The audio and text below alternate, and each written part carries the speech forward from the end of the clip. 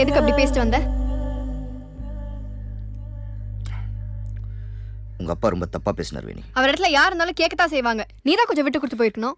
யாருக்காகவும் என் அண்ணியை விட்டு கொடுக்க முடியாது. அப்படி இருக்கிறவன் எதுக்கு என்ன கட்டிக்க ஆசைப்படணும்? அவங்களே கட்டிக்கிட்டு. இன்னொரு வார்த்தை அண்ணி பத்தி தப்பா பேசுன. அவங்களே கட்டிக்கிட்டு அழுன்னு தான் சொல்ல வந்தேன். என் அண்ணி ரொம்ப பாவம் வேணி.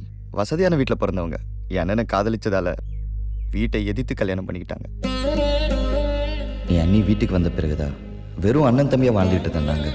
ஒரு குடும்பமா வாழ்ற சந்தோஷத்தை முறை அனுபவிச்சோம். அவ்வளோ சந்தோஷமா நாங்க இருந்ததே இல்லை.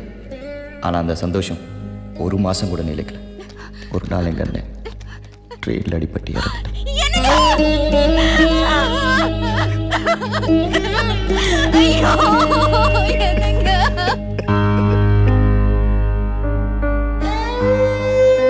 வீட்டில் இருந்தா வருத்தப்பட்டுக்கிட்டே இருப்பாங்கன்னு நான் அண்ணியை வேலைக்கு போக சொன்னேன். அவங்களும் அதுலேருந்து விடுபட ஆரம்பிச்சாங்கன்னு சந்தோஷப்பட்டேன்.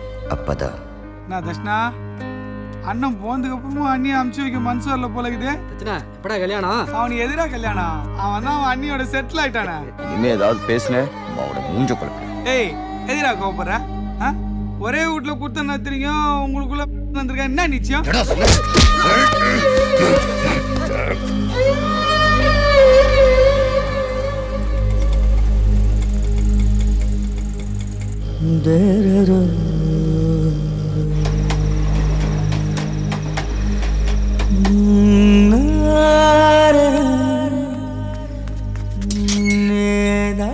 என்னப்பா அண்ணியை திருப்பி கூட்டு போலான்னு வந்தேன். எங்களை பொறுத்த வரைக்கும் அவ எப்போவா செத்துட்டா. அவளை அப்பவே அடிச்சு துரத்தியாச்சு. இனிமே அவளை தேடி இங்க வர வேலையில வச்சுக்காத.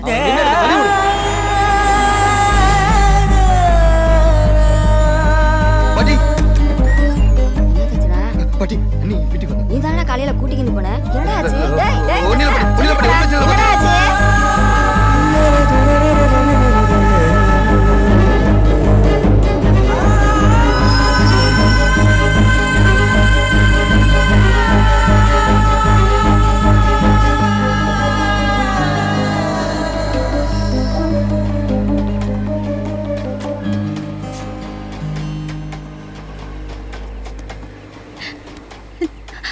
சத்தெல்லாம் நினைச்சுதான் வந்தேன்.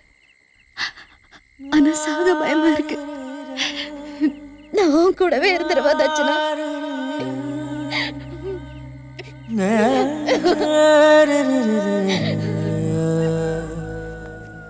போய் விடுற மாதிரி விட்டு திரும்பவும் கூட்டின்னு வந்துட்டான் போல.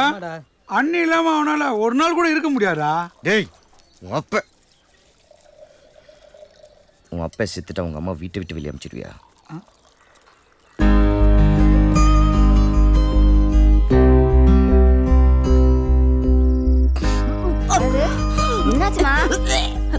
தெரியல பாட்டி, ஏதோ சாப்பிட்டது ஒத்துக்கலன்னு நினைக்கிறேன். ஏமா ஒருவேளை நல்ல விஷயமா கூட இருக்கலாம்ல. ஐயோ இது சும்மா சாதாரண மாதிரிதான் பாட்டி. எப்படிமா அவ்வளவு உறுதியா சொல்ற? தச்சனாவுக்கு கல்யாணம் பண்ண பிறகுதான் என்ன கல்யாணம் பண்ணணும்னு அவங்க அண்ணன் முடிவு பண்ணியிருந்தாரு. ஆனா என் குடும்ப சூழ்நிலையால என்னை அவசரமா கல்யாணம் பண்ணிக்கிட்டாரு. அதனால தச்சனாவுக்கு ஒரு நல்ல வாழ்க்கை அமைகிற வரைக்கும் எங்களுக்குள்ள எந்த சந்தோஷமும் வேணான்னு நாங்க முடிவு பண்ணியிருந்தோம்.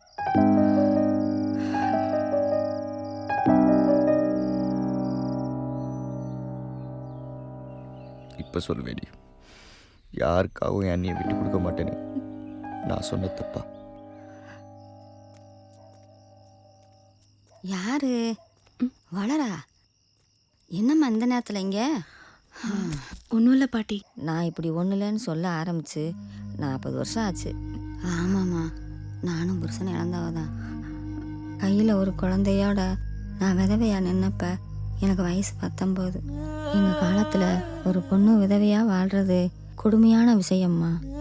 பொட்டு வைக்கக்கூடாது, பூ வைக்கக்கூடாது, பொது இடத்துக்கு போகக்கூடாதுன்னு சொல்லி 19 வயசு வரை சந்தோஷமாக வாழ்ந்த ஒரு பொண்ணை திடீர்னு ஒரே நாளில் ஜடமாக மாறணும்னு அந்த உலகம் எதிர்பார்த்துச்சு. அது என்னால் முடியலம்மா. திருட்டு ரயில் ஏறி கை குழந்தையோட நான் மெட்ராஸ்க்கு வந்துட்டேம்மா. 60 வயசு ஆனாலும் ஒரு ஆம்பளைக்கு பொம்பளை தோணை தேவைன்னு நினச்ச எங்கள் காலத்தில் ஒரு பொம்பளை மட்டும் தனியாக வாழ்ந்துடுவான்னு அவங்களாவே முடிவு பண்ணிட்டாங்க. ஆனால் நான் இன்னொரு கல்யாணம் பண்ணிக்கணும்னு கூட ஆசைப்படலை. என் குழந்தைய வளர்த்து கரை சேர்க்கணும்னு தான் நினச்சேன். அதுக்கு நான் மட்டும் கஷ்டம் இருக்கேன். பாட்டி பரவாயில்லம்மா, உனக்கு கடவுள் மாதிரி தட்சணா இருக்கேன். இப்போ சொல்கிறேம்மா, உன்னை தட்சணா வற்புறுத்துற மாதிரி அப்போ யாராவது என்னை இன்னொரு கல்யாணம் பண்ணிக்கோன்னு சொல்லியிருந்தா கட்டாயம் நான் செஞ்சுருப்பேன். ஆமாம்மா, இந்த பூமியில் இருக்கிற ஒவ்வொரு உயிரும் சந்தோஷமாக வாழணும்னு தான் துடிக்குது. அதுக்கு நாம் மட்டும் விதிவிலக்கு இல்லை. உன் மனசு எனக்கு புரியுதுமா. உன் புருஷன் இருந்த இடத்துல இன்னொருத்தனை உன்னால் நினச்சி பார்க்க முடியல. ஒன்று கேட்கட்டா, என்னதான் உன் புருஷன் கூட பிறந்த தம்பியாகவே இருந்தாலும் நீ விதவியாக நின்னப்ப தட்சிணா உனக்கு பழக்கமில்லாத வேத்தாம்பளை தானே. அப்படி ஒரு ஆம்பளை கூட ஒரே வீட்டில் வாழ முடியும்னு நீ நினச்சி பார்த்துருப்பியா?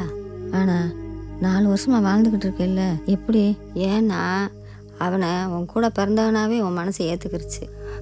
எதுவுமே நம்ம மனசு எப்படி நினைக்குதோ அப்படிதாம்மா.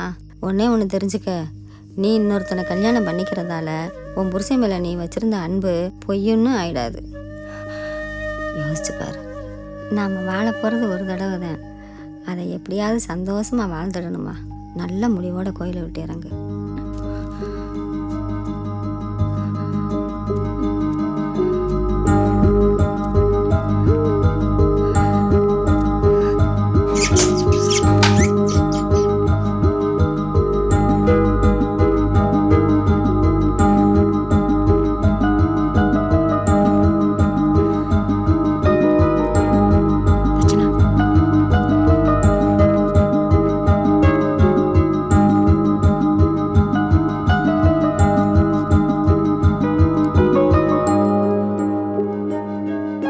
கல்யாணமா 5-6 மாசத்துக்கு ஒரு வாட்டி எதனா ஒண்ணு அமையும், பார்க்கலாம்.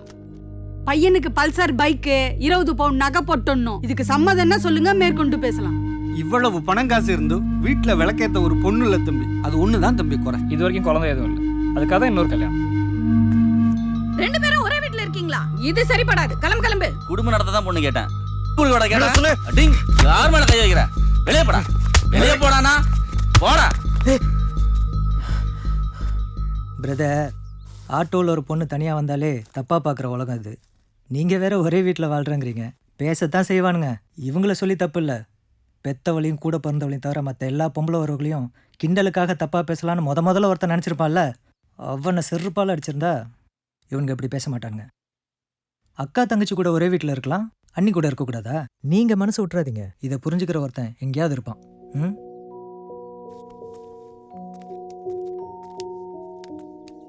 அண்ணே, என்ன பிரதர்?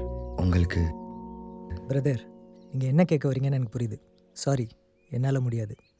சேச்சே, நானும் அதுக்காக தான் சொல்கிறேன்னு நினைக்காதீங்க. உண்மையை சொல்லணுன்னா நான் கொஞ்சம் கடனில் இருக்கேன். எவ்வளோ கடன்?